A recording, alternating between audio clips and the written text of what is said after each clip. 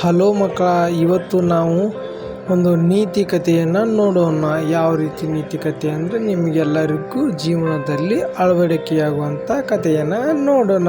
ಬನ್ನಿ ಮಕ್ಕಳೇ, ಇವತ್ತು ನಾವು ಆಮೆ ಮತ್ತು ಬೆಕ್ಕಿನ ಕಥೆ. ಯಾವ ರೀತಿಪ್ಪ ಅಂದರೆ, ಒಂದು ಊರಾಗ ಆಮೆ ಮತ್ತು ಬೆಕ್ಕುಗಳು ಎರಡು ಖುಷಿಯಾಗಿ ಅನ್ಯೋನ್ಯವಾಗಿ ಇದ್ದವು. ಒಂದು ದಿನ ಆಮೆ ಮತ್ತು ಬೆಕ್ಕಿನ ನಡುವೆ ಸಂಘರ್ಷ ಉಂಟಾಯಿತು.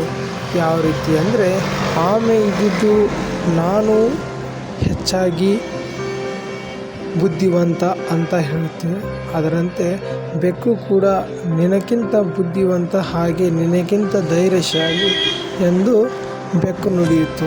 ಆದ್ದರಿಂದ ಬೆಕ್ಕು ಮತ್ತು ಆಮೆಯ ನಡುವೆ ಸಂಘರ್ಷ ಏರ್ಪಟ್ಟಿತು. ಆ ಹಳ್ಳಿಯ ಸುಂದರ ತಾಣದಲ್ಲಿ ನೀರಿನ ದಡದ ಮಧ್ಯದಲ್ಲಿ ಬೆಕ್ಕು ಆಮೆಯನ್ನು ಕರೆದುಕೊಂಡು ಬಂದು ನಿಂತಿತು. ಈಗ ನಾನು ಹೇಳುವಂತೆ ಮಾಡು, ಇದರಲ್ಲಿ ಯಾರು ಗೆಲ್ಲುತ್ತಾರೋ ಅವರು ಬುದ್ಧಿವಂತರು ಹಾಗೂ ಜಾಣರು ಎಂದು ಬೆಕ್ಕು ಆಮೆಗೆ ಸವಾಲನ್ನು ಎಸೆದಿತ್ತು. ಆಮೆಯು ಬೆಕ್ಕನ್ನು ಬಿಡದೆ ನೋಡಿಕೊಂಡು ಆಮೆಯಂತೆ ಏನು ಮಾಡಿದಪ್ಪ ಅಂದರೆ, ಮಕ್ಕಳೇ ನೀವು ಇದರಿಂದ ತಿಳಿದುಕೊಳ್ಬೇಕು. ಏನಪ್ಪ ಅಂದ್ರೆ, ಆಮೆ ಬೆಕ್ಕು ಎಷ್ಟೊಂದು ಕ್ಯೂಟಾಗಿ ಸುಂದರವಾಗಿರ್ತವೆ ಅಂತ ಇವೆರಡು ಕೂಡಿಸಿ ಏನು ಮಾಡಿದಂದರೆ ಒಂದು ಸ್ಪರ್ಧೆಯನ್ನು ಏರ್ಪಡಿಸ್ತಾವು. ಅದೇ ಯಾವ ಸ್ಪರ್ಧೆ ಅಂದರೆ, ಬೆಟ್ಟದ ತುದಿಯನ್ನು ಯಾರು ಬೇಗವಾಗಿ ಓಡಿ ಹೋಗಿ ಮುಟ್ಟುತ್ತಾರೋ ಅವರು ಬುದ್ಧಿವಂತರು, ಹಾಗೆ ಅವರೇ ಈ ವಿನ್ನರ್ ಆಗ್ತಾರೆ ಅಂತ ಬೆಕ್ಕು ತಿಳಿಸುತ್ತದೆ. ಆಮೆಯು ಕೆಲವೊಂದು ಕ್ಷಣ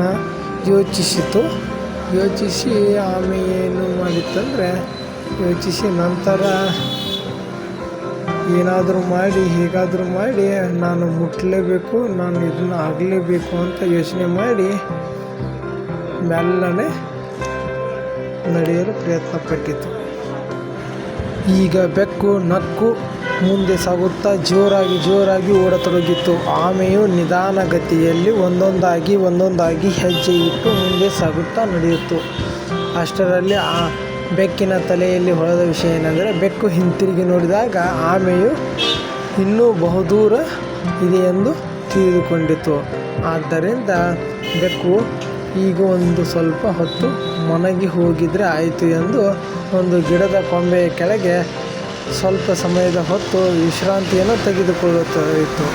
ಅಷ್ಟರಲ್ಲಿ ಆಮೆಯು ಬೆಕ್ಕು ಮಲಗಿದ್ದನ್ನು ನೋಡುತ್ತಾ ಆಮೆಯು ಮುಂದೆ ಸಾಗುತ್ತಿತ್ತು. ತನ್ನ ಗುರಿಯೆಡೆಗೆ ತಲುಪಲು ಬೇರೆ ಯಾವುದೇ ಯೋಚನೆಗಳನ್ನು ತನ್ನ ತಲೆಯಲ್ಲಿ ಇಟ್ಟುಕೊಳ್ಳದೆ ನಿಧಾನವಾಗಿ ಸಾಗುತ್ತಿತ್ತು. ಆದರೆ ಜಾಣ ಬೆಕ್ಕು ಎಂದುಕೊಂಡಿದ್ದ ಬೆಕ್ಕು ತನ್ನ ತಲೆಯ ಬುದ್ಧಿಯನ್ನು ಬಿಟ್ಟು ತನ್ನದೇ ಆದ ವಿಚಾರದಲ್ಲಿ ತೊಡಗಿ ನಿದ್ರಿಸುತ್ತಿತ್ತು. ಆಮೆಯು ಇನ್ನೂ ದೂರವಾಗಿದೆ, ನನ್ನನ್ನು ತಲುಪಲು ಇನ್ನೂ ಕೆಲವು ಸಮಯ ಬೇಕಾಗುತ್ತದೆ ಎಂದು ಹುಸಿ ನಗುತ್ತಿತ್ತು. ಅಷ್ಟರಲ್ಲಿ ಆಮೆಯು ತನ್ನ ನಿಧಾನ ನಡಿಗೆಯಿಂದ ಪರಿಶ್ರಮ ಪಡುತ್ತಾ ನಿಧಾನವಾಗಿ ಒಂದೊಂದೇ ಆಗಿ ಹೆಜ್ಜೆಯನ್ನು ಇಡುತ್ತಾ ಮುಂದೆ ಸಾಗುತ್ತಿತ್ತು. ಆಮೆಯು ಹಿಂದೆ ತಿರುಗಿ ನೋಡಿದಾಗ ಬೆಕ್ಕು ಇನ್ನೂ ದೂರನೇ ಉಳಿದಿತ್ತು, ಬರಲು ಪ್ರಯತ್ನಿಸುತ್ತಿರುತ್ತಿಲ್ಲ. ಆದ್ದರಿಂದ ಆಮೆ ನಿಧಾನವಾಗಿ ಹೋಗಿ ಮುಟ್ಟಿ ತನ್ನ ಗುರಿಯನ್ನು ತಲುಪಿತು. ಅಷ್ಟರಲ್ಲಿ ಬೆಕ್ಕು ಓಡಿ ಬಂದು, ಅಯ್ಯೋ ನಾನೆಂಥ ಮೂರ್ಖ, ನನ್ನ ವೇಗವಾದ ನಡಿಗೆಯನ್ನು ವೇಗವಾಗಿ ಓಡುತ್ತೇನೆ ಎಂದು ತಲೆಯಲ್ಲಿ ಇಟ್ಟುಕೊಂಡು ನಾನು ಓಡತೊಡಗಿದೆ ಎಂದು ಪಶ್ಚಾತ್ತಾಪಪಟ್ಟು, ನಾನು ಅಲ್ಲಿ ಮಲಗಿಕೊಳ್ಳಬಾರ್ದಾಗಿತ್ತು, ಮಲಗಿಕೊಂಡಿದ್ದಕ್ಕೆ ನಾನು ವೇಗವಾಗಿ ಓಡುತ್ತೇನೆಂದು ಆಮೆಯನ್ನು ನಿರ್ಲಕ್ಷಿಸಿ ನನ್ನ ಸೋಲಿಗೆ ನಾನೇ ಕಾರಣನಾದೆ ಎಂದು ಪಶ್ಚಾತ್ತಾಪಪಟ್ಟಿತು.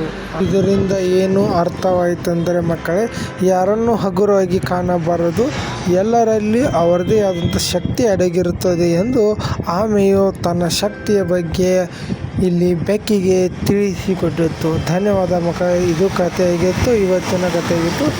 ನಾಳೆ ಹೊಸ ಹೊಸದೊಂದು ಕಥೆಯೊಂದಿಗೆ ನಿಮ್ಮೊಂದಿಗೆ ಬರ್ತೀನಿ. ಧನ್ಯವಾದಗಳು.